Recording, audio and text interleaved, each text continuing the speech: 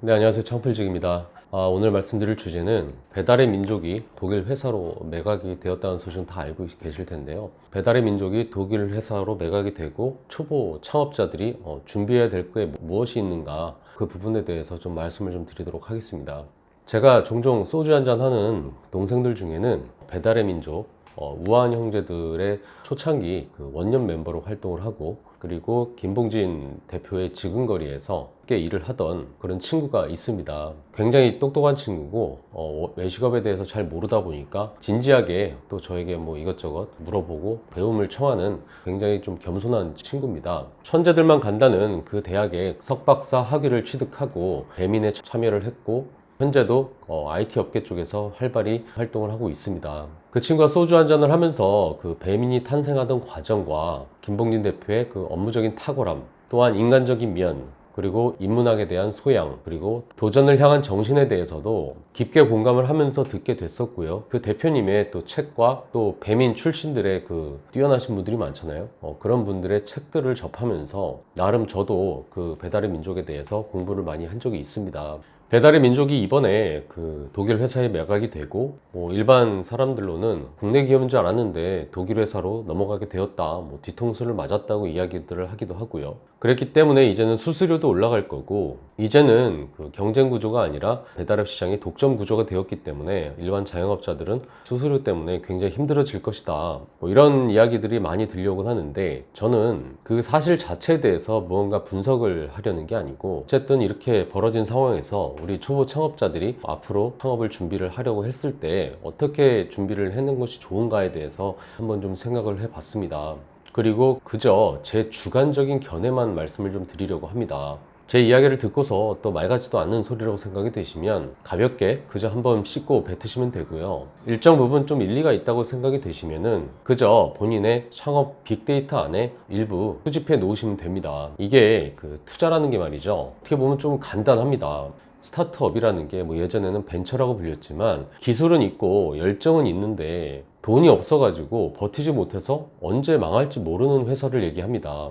그래서 스타트업 회사들은 투자자들을 유치를 하게 되죠. 그리고 투자를 한 번, 두 번 받으면서 기업 가치는 그만큼 계속해서 늘어나게 되고, 또 기업 가치가 늘어나게 되면 또 늘어난 만큼 지분을 팔아먹고 빠지려고 하는, 그렇게 엑시트 하려고 하는 그런 대표자들이나 투자자들도 있고, 수많은 유혹에도 불구하고 배짱 있게 밀고 나가서 끝까지 버텨가지고 세계적인 기업으로 발전시키는 그런 천재적인 돈키호테들도 있습니다. 페이스북의 저커버그 같은 경우가 그 대표적인 경우죠. 고작 22살일 때 당시에 야후라는 검색 엔진 기업에서 1조인가 2조인가 얘기를 했는데, 몇 조인지 정확히 기억을 안 하는데 1조에서 2조 정도 제안을 했는데도 안 팔았던 친구가 그 친구니까요. 미치지 않고서야 어떻게 조 단위로다가 자기 회사를 산다고 하는데 안 팔 수 있는 사람이 몇이나 될까요? 어쨌든 일단 투자를 받게 되면은 그 기업의 가치가 일정 부분 결정이 됩니다. 대략 투자금은 전체 가치의 한 20% 정도로다가 평가를 받게 되는데, 그 부분은 정확하진 않습니다. 저도 그 부분에 대해서 잘 모르니까 그냥 얼추 그런가 보다 하고 넘어가 주시면 될 것 같아요. 그러면 한 20억을 투자를 받았다 하면은 그 회사의 기업 가치는 100억 정도로 생각을 하면 되는 겁니다. 그러면 1차로다가 내가 지금 벤처 스타트업 회사인데 투자금이 필요하다 해가지고 만약에 20억을 받았다고 치면은 지분의 전체 100% 지분의 50%를 떼어주게 되는 거죠. 그럼 처음에 한 명의 대표자가 투자금을 유치를 하게 되면은 전체 100% 지분에서 50%를 떼어주기 때문에 결국 대표자가 남는 지분은 50% 정도밖에 안 남게 되는 거죠. 어쨌든 자세한 지분 구조는 그냥 넘어가겠습니다. 그렇게 투자를 받아가지고 열심히 일도 하고 개발도 하고 좋은 인재를 선발을 해서 인건비도 주고 회사 사무실 그런 경비도 조달하고 이렇게 살아가는데, 또 돈이 들어가고 또 경쟁 업체랑 또 대응을 하려다 보면 또 추가 투자가 필요한 경우들이 계속 생기잖아요. 그렇게 되면 또 그때는 또 2차 투자를 받게 됩니다. 그러면 어쨌든 내가 가진 50%가 있었으면 또 50%에서 반띵 25% 정도를 희석을 시켜가지고 또 투자금을 받게 되는 겁니다. 그러면 그 다음 2차 투자를 얼마 받을지 모르겠지만 어쨌든 기업 가치가 그전엔 100억대였으면 1000억대 이렇게 올라가겠죠. 대신에 내 지분은 25%만 남게 되는 거고요. 그러면 또 열심히 하다가 또 어느 순간 또 3차 투자를 받아야 될 시점들이 또 생기게 되면은 또 25% 남은 그 지분을 반띵을 해가지고 12.5%만 남기고 나머지 투자금을 또 유치를 하게 됩니다. 그 다음에는 또 투자를 받아가지고 뭐 내 지분을 완전히 팔아서 엑시트하는 방법도 있고, 아니면은 뭐 국내 자본을 또 끌어들여서 단독으로 상장을 시킨다든지, 어쨌든 3차 투자를 받고 4차, 5차 투자 때는 어떻게 해야 될지에 대한 진로를 고민할 수밖에 없게 되는 상황이 오는 거죠. 거기다가 글로벌 시대에 대한민국에서 1등 했다고 해서 해외 글로벌 기업들이 공격적으로 들어왔을 때 그것을 어떻게 감당할 수 있겠느냐, 또 이런 고민도 있었을 겁니다.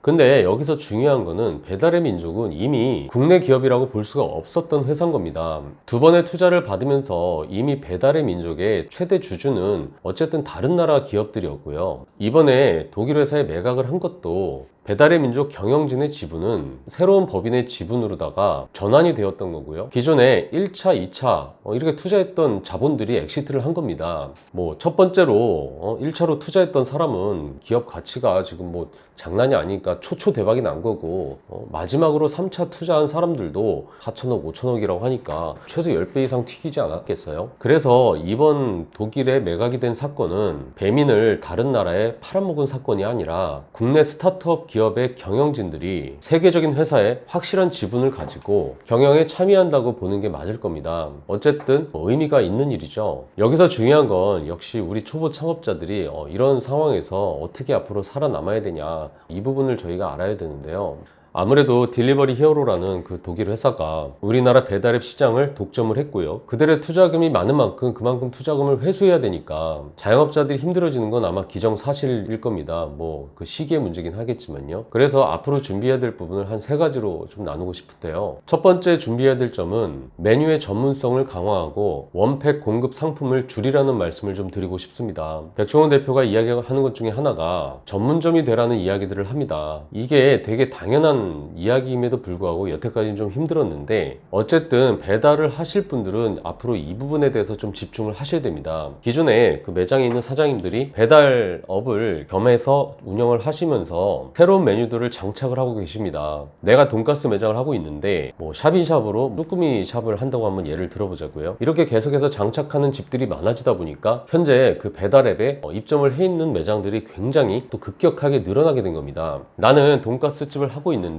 저녁 매출을 위해서 쭈꾸미 배달을 한다고 가정을 한번 해보자고요. 그렇게 되면 기존의 시스템이 돈가스에 맞춰져 있기 때문에 쭈꾸미를 팔기 위해서 또 새로운 인건비를 쓴다든지 이러면은 다시 손해가 나니까 거의 인건비가 들어가지 않는 그런 원팩 조리 시스템으로다가 공급을 받게 된 겁니다. 여태까지 자영업자들이 이런 식으로다가 원팩을 공급해 가지고 독자적인 브랜드를 내 가지고 장사를 하시던 분이 꽤 재미를 봤던 시대가 최근 몇 년이었다고 한다면, 이렇게 판매 상품을 다양화하는 배달 사업자들이 많아지면서 그쪽에서도 현재 지금 미친듯이 경쟁을 하고 있습니다. 원팩이라는 게 사실 원재료는 별건 아니지만 가공이 돼서 나오는 거라서 포장을 뜯어가지고 그냥 익히면 되게끔 음식이 나오게끔 되는 시스템인 거잖아요. 그러면서도 인건비는 안 쓰고 맛은 뭐 되게 맛있는 맛은 아니더라도 얼추 대충 보장이 되는 그런 맛이었는데, 어쨌든 가공돼서 공급이 되다 보니까 가공할 때 필요한 인건비나 또 가공한 그 회사의 이윤이나 그런 것들이 다 뭐 물류 비용, 배송 같은 거 있잖아요. 배송 비용까지 다 포함된 금액인 거고, 그렇게 배송비까지 들여서 매장에 들어오다 보니까 실제로 공급받는 원가는 비싸질 수밖에 없습니다.